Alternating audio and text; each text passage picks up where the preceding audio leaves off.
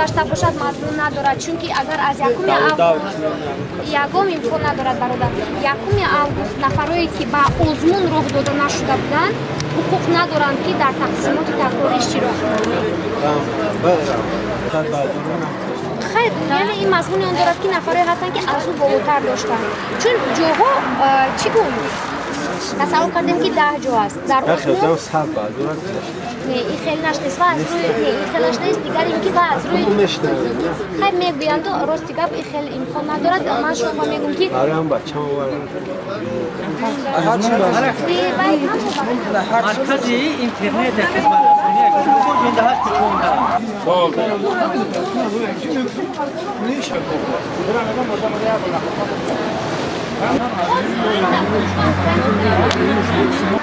فاکولته انتخاب کنید ولی برای که گرید همین کدامش که خودش انتخاب کنه بنا گذاشتم این گذشته است این امر رو کردیم پول کیش بود اما پول بسیار نداریم ما معلم چیز شرایط ما نیست این پول سپرده باید خونه کدام دانشگاه را سپردگی دولت تپریا و دانشگاه زبانهای ساتیم روزورده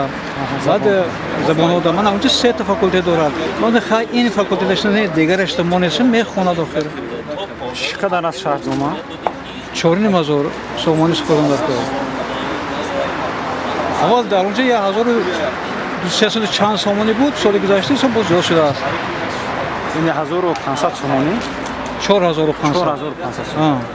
اون یک سال اولی که میخوام ما آدم خودم مینه پولت ما خود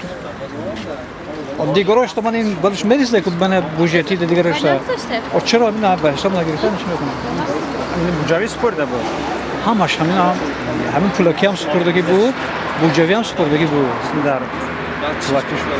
این پولکی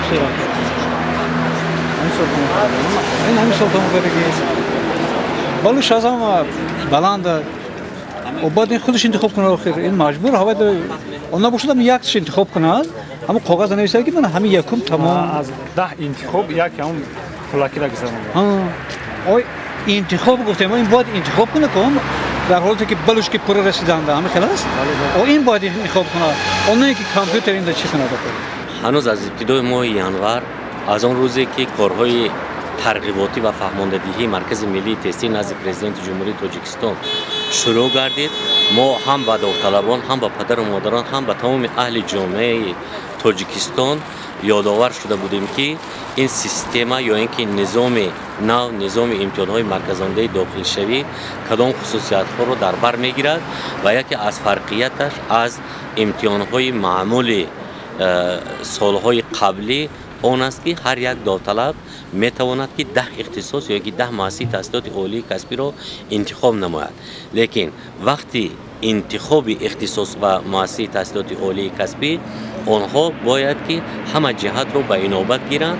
و اولویت یعنی در جای یکم کدام اختصاص رو گذارند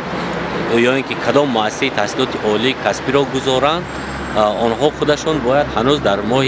مارس اپریل معین میکردند آنها امروز دعوا دارند که گویا خالشان میرسیده است در گروه رایگان و آنها در گروه پولکی داخل شدند البته این نتیجه امتحان ها از روی باز هم میگم خالی به دست آورده داوطلب اختصاص انتخاب کرده داوطلب از طرف برنامه الکترونی داوطلب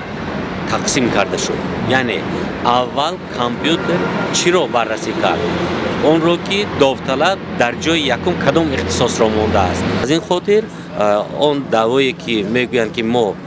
در گروه رایگان هم داخل شده میتوانستیم اما در پولکی داخل شده سببش همین است یعنی که خودی آنها هنگامی